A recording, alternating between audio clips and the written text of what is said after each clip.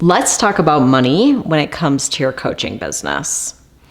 And are your thoughts about money sabotaging your coaching business? We all have a complicated relationship with money. It often stems back to childhood, looking at our families, how our parents interacted with money.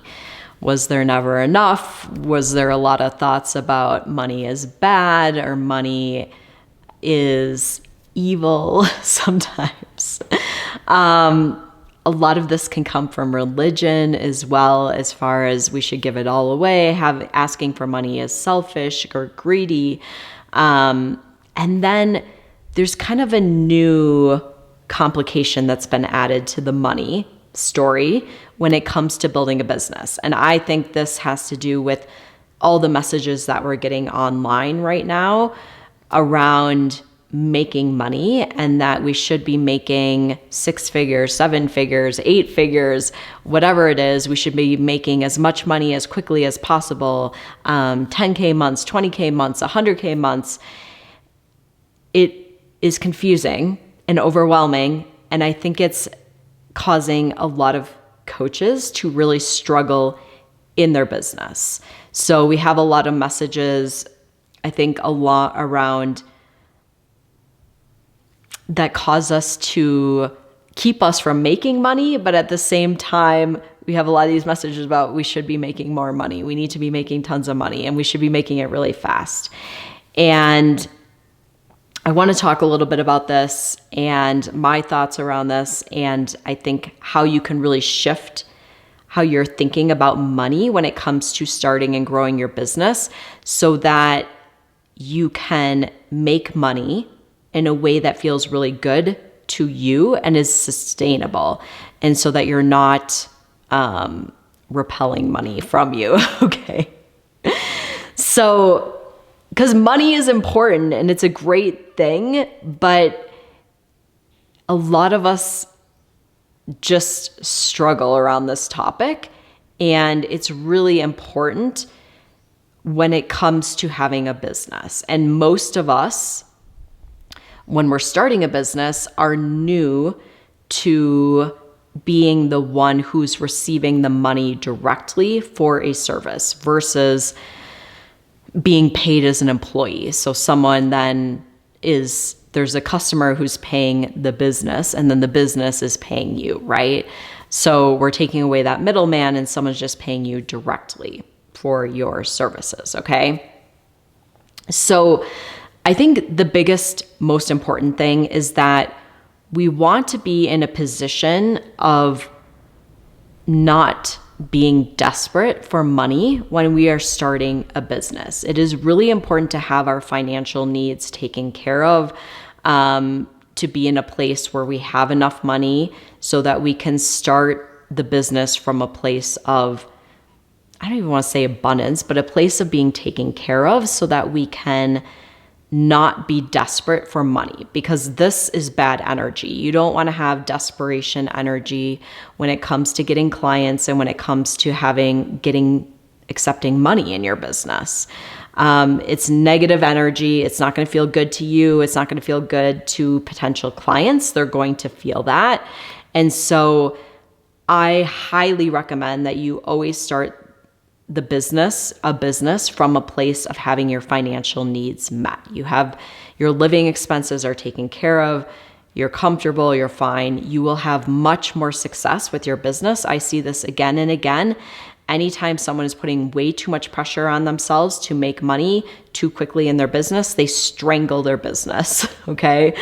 I won't even take on clients if I know this is the case for them, because I know they're going to have a very challenging, if not impossible, time being successful with their business, okay? So that's the first thing. Second thing is really recognizing that when you are making money in your business, you are making it in return for the value that you are offering. And when we can shift our focus from being all about the money to being about helping people, making a huge impact, having an amazing service, transforming people's lives, this is when your business is going to thrive and you're going to feel so much better about it and the energy is going to feel really good. Do we want money in return for our services? Of course, and this is a really good thing. It's an exchange of value. So the value that you are providing, you are getting money in return for that value. But when we get overly focused on the money and we make that so important, or we start seeing people as dollar signs, this is a problem. And it's not going to feel good, and you will end up not being successful in your business, okay? So we want to really think about the value that we have to offer, the service, helping people, instead of getting so overly focused on the money, which is really us thinking about us as opposed to us being focused on how can I help this person? How can I serve this person? And then the other side of that is getting that money in return, right? And, let me finish talking about, so when it comes to serving people and the value we provide, I want you to recognize that the value is in your wisdom, okay? It's in you showing up authentically and aligned in your business. It isn't in you copying what someone else did because someone else found that valuable, or it's really in your unique wisdom. And this is why when you think about businesses that are very successful, a lot of them start as passion projects, right? Someone's doing something because they're really passionate about it and they just put it out there and they're doing it and they're having fun with it, as opposed to doing it, putting so much pressure on it, needing to make money really quickly. I think that's a huge difference that you see around businesses, and the ones that are more successful is the ones who are more focused on, I'm really passionate about this and I really just want to help people. I want to put this out there, versus I want to make money. I want to make money. Okay. And they can go together and they should go together. But when we get overly focused on the money piece, I do think it really takes away from us being successful in our business. So the money lies in your wisdom. So in you being unique and you doing what you're really passionate about, and you getting out there and being authentic and doing your thing, okay? And then the next piece, as far as receiving money, is in our capacity to receive. And I think this is directly related to our confidence in our business. And confidence comes from, I think, two main things. The first thing is clarity on who we work with, clarity on what we have to offer, clarity on what price is a good fit for us. And the second piece is around competence, which comes through practice, right? Through building up our skill set. So thinking that you should be competent in the very beginning of your business when you haven't been coaching anyone is silly. We need to build this up over time, which is why our capacity to receive will increase over time too. So we want to set our prices to feel good for us in the beginning, and know that we can increase this over time as our skills increase over time, right? Think about this in any industry, right? Like if you were going to hire an attorney, I think is like a good example. If someone is right out of law school, do we think we should be paying that person as much as we should a attorney who's been in business for 20 years and who has really mastered their craft? Like, no, that's silly. So I want you to think about this too. Like, allow it to be a process, allow it to be okay to start at a price point that feels good for us when our competence is lower, and increasing as our competence grows, okay? So I know there's a lot of pressure out there if you've been being marketed to as a coach, like that you need to charge this much or charge that much. And I think it's important, there's charging too low too, right? There's charging below what feels good to us. And there's charging too high. And so we really want to find that happy medium point to get started with setting our prices and allowing that to increase as we go and our confidence grows. But it's always a reflection of us. There's no right price points. It has to be what feels good to you. Okay. And then this next piece, I just talked about this, but allow it to be gradual, right?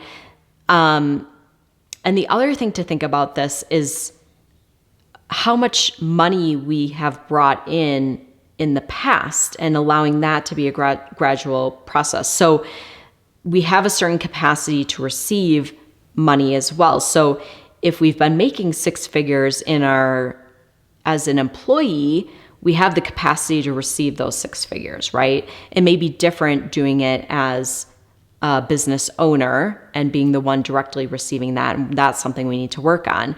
But if I'm someone who's never made money in my life, or I've made very little money in my life, I can't expect that all of a sudden I'm going to have the capacity to receive $10,000 a month, right? Like we need to work to increase that capacity to receive too. So it's good to set goals gradually as opposed to being like, I'm starting my business, I need to make $10,000 a month, or I need to even make $5,000 a month. Like what capacity do I have to receive in my past as far as how much I've been paid, and knowing that this is going to be a gradual process, and that we should work on that capacity to receive gradually. Okay. The other thing to look at is how much money do you want to make and why? Okay. Don't set random goals. Like actually think about like how much money do I need in my life to cover my living expenses? And then look at first, like start with covering your current living expenses, right? And then you can look at lifestyle, and maybe you want to be doing more traveling. Maybe you want to buy a bigger house, whatever it is. Then you can look at increasing the amount of money you're bringing in while you're increasing the capacity to receive so that you can make those changes in your life, right? But this once again goes into the gradual and going into making a certain amount of money because you want that amount of money for your life, not just setting random goals based off of what you've seen other people making or what that you saw an ad that was talking about making this certain amount of money. So now you think you should make that amount of money. Like, no, make it personal, make it based for you and what makes sense for you. Because this goes into the next thing I want to talk about, which is more money does not equal more happiness or a better life. And I think a lot of us know this, but we don't really know it. And I can talk about this just from personal experience because in my coaching business, I've made six figures, I've made multiple six figures, I've done it for a number of years.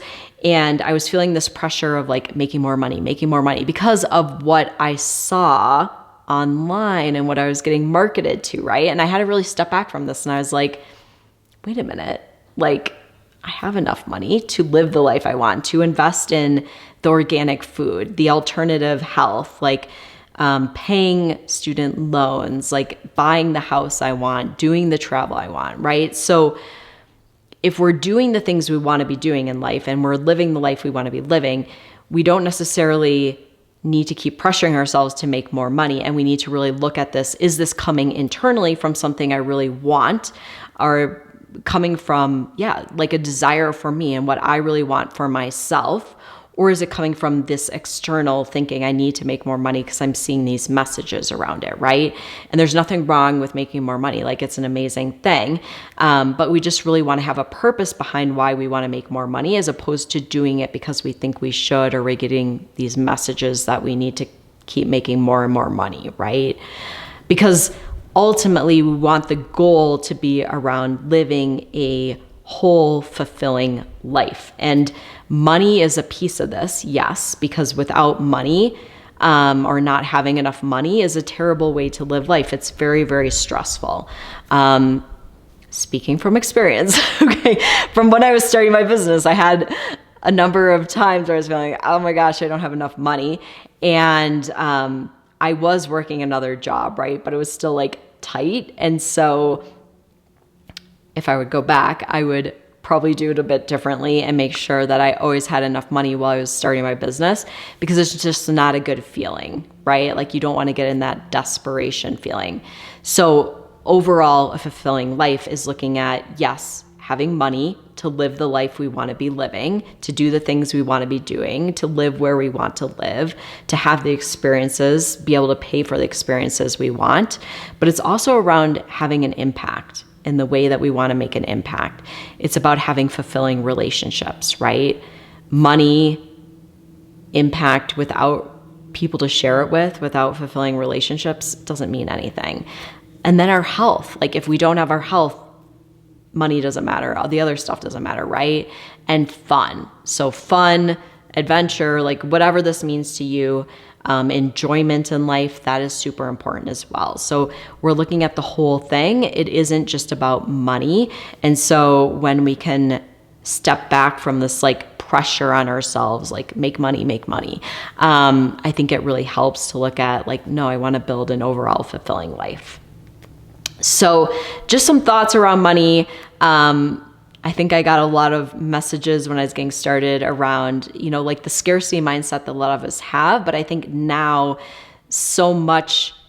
we're getting so many messages around like making a certain amount of money and doing it quickly and stuff too. So I just want to bring that up because I think when we can come back to ourselves and what's really true for us, that this is going to make a huge difference as far as how you feel in your business and how growing your business feels, and your ability to be successful so that you're not like sabotaging yourself with these kind of like mixed messages that we're getting around money. So I'd love to hear your thoughts on that. Did you find this helpful? And if you want to dive a bit deeper into the steps to building a successful coaching business, I have a free training for you. It walks you through the steps to do it in a way that feels really authentic and aligned and is introvert friendly. So I will link that below this video. Go and check it out. And I want to thank you so much for joining me. Give this a thumbs up if you found it helpful. Go ahead and subscribe if you want more videos like this. And I will see you next time.